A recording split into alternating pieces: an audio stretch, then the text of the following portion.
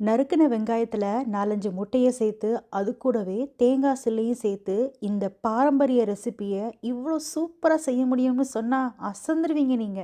ஆமாங்க, நான் எல்லாத்துலயும் முட்டைய கலக்கிறேன்னு நெனச்சிராதீங்க. தேவக்கோட்டை, தஞ்சாவூர் சைட்லாம் இது ரொம்ப ரொம்ப ஃபேமஸான சாப்பாடு. எல்லாரும் விரும்பி சாப்பிடுற சாப்பாடும் கூட. வாங்க எப்படி செய்றதுன்னு பார்ப்போம்.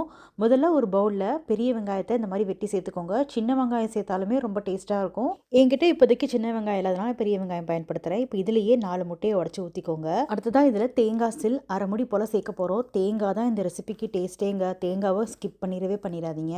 இப்போ இது எல்லாத்தையும் ஒண்ணா சேர்த்து கலந்து மிக்ஸி ஜார்ல சேர்த்துக்கோங்க.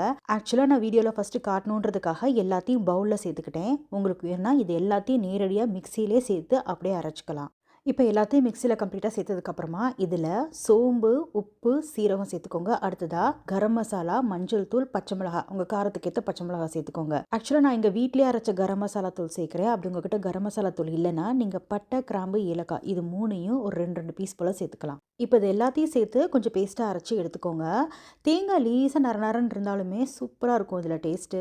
ஸோ இப்போ இது எல்லாத்தையும் ஒரு பவுலில் சேர்த்துக்கோங்க. சேர்த்துட்டு இதில் 1 டேபிள் ஸ்பூன் அளவுக்கு கடலை மாவு சேர்த்துக்கோங்க. கடலை மாவு பைண்டிங்காக தான். அடுத்ததாக பொடியாக நறுக்கின கொத்தமல்லி இலைகள், பொடியாக நறுக்கின கருவேப்பிலை சேர்த்து நல்லா ஒரு சேர கலந்து விட்டுக்கோங்க.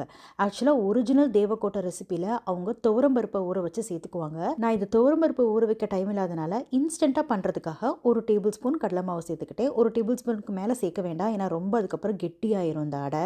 இப்போ நல்லா ஒரு சேர கலந்து வர மாதிரி கலந்து எடுத்துக்கிட்டு ஒரு பேனில் கொஞ்சமாக எண்ணெய் தடவி இதை அப்படியே ஆம்லெட் மாதிரி ஊற்றி எடுத்துக்கோங்க. நல்லா கெட்டியாக இருக்கும், ஆனால் சாஃப்டாக நல்லா பஞ்சு மாதிரி வரும்.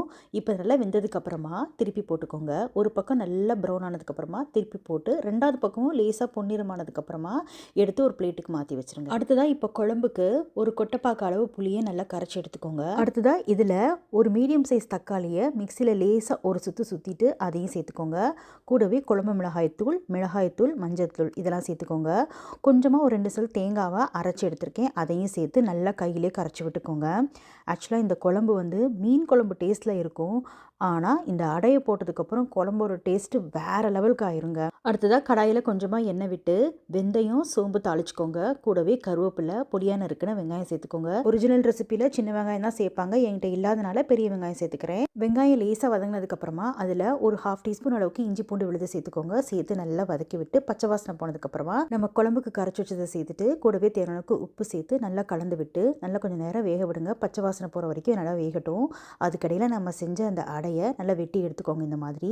இப்போ குழம்பு நல்லா திக்கானதுக்கப்புறமா அடைகளை சேர்த்துட்டு அடுப்பு ஆஃப் பண்ணிடுங்க. அவ்வளோதான். இது உடனே சாப்பிட வேணாம், கொஞ்சம் நேரம் வச்சிருந்துட்டு அதுக்கப்புறம் சாப்பிட்டு பாருங்க. இது நானே சொல்லக்கூடாது, சாப்பிட்டு பார்த்துட்டு நீ